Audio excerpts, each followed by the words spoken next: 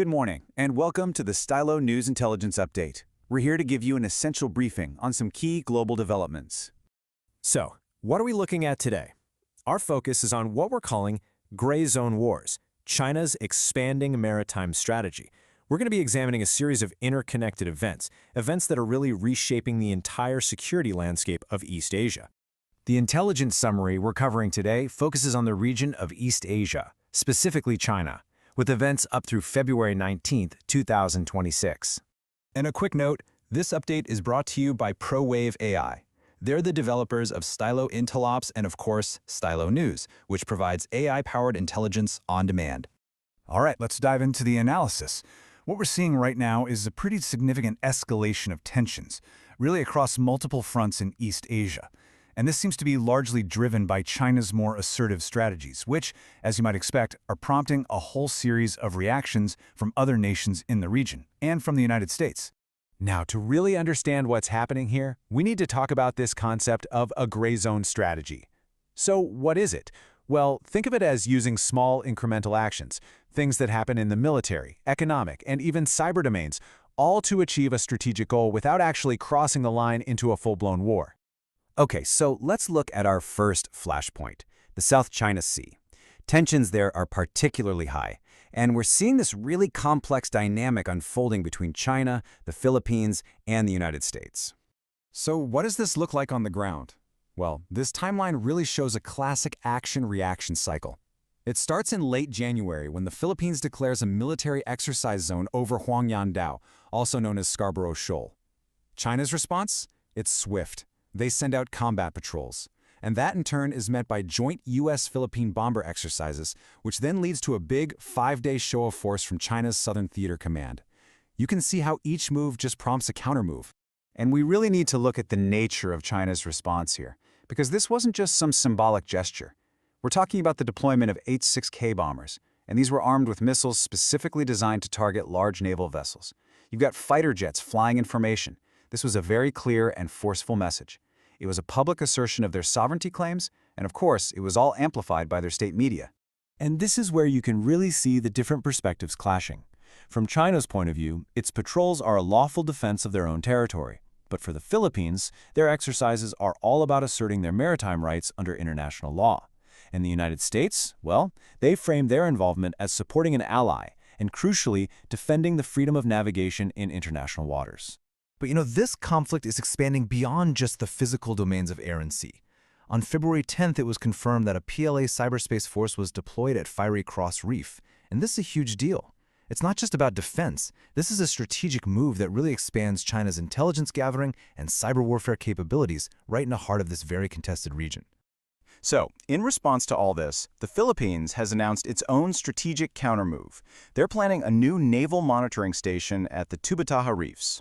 The goal here is pretty clear: to enhance their surveillance and get a better picture of what's happening in the area, what's called maritime domain awareness.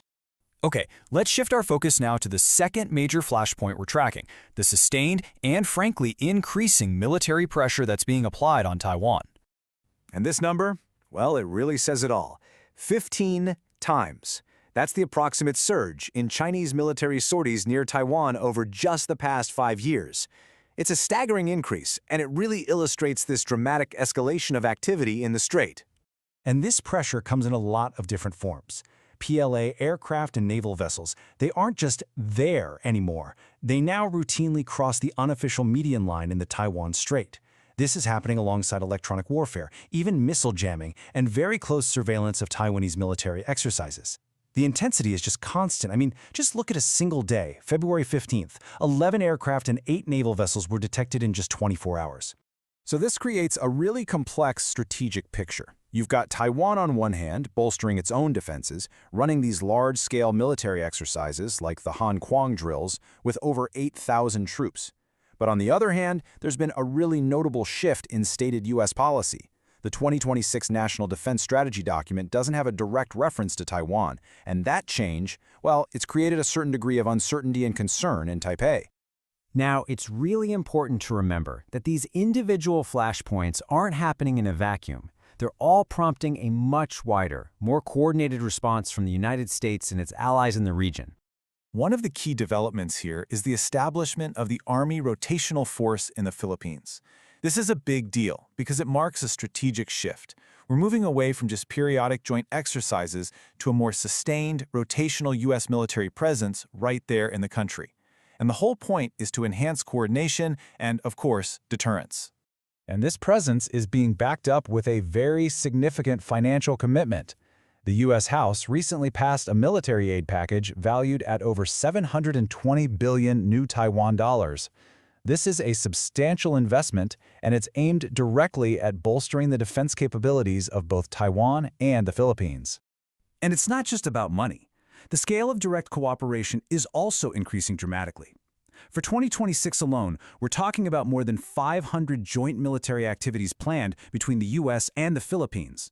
I mean, that is just an unprecedented level of military partnership between the two nations. And this isn't just a two-way street, it's a multilateral effort.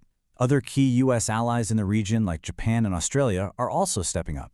They're increasing their own defense spending and deepening security cooperation, all with the goal of creating a more united strategic counterbalance.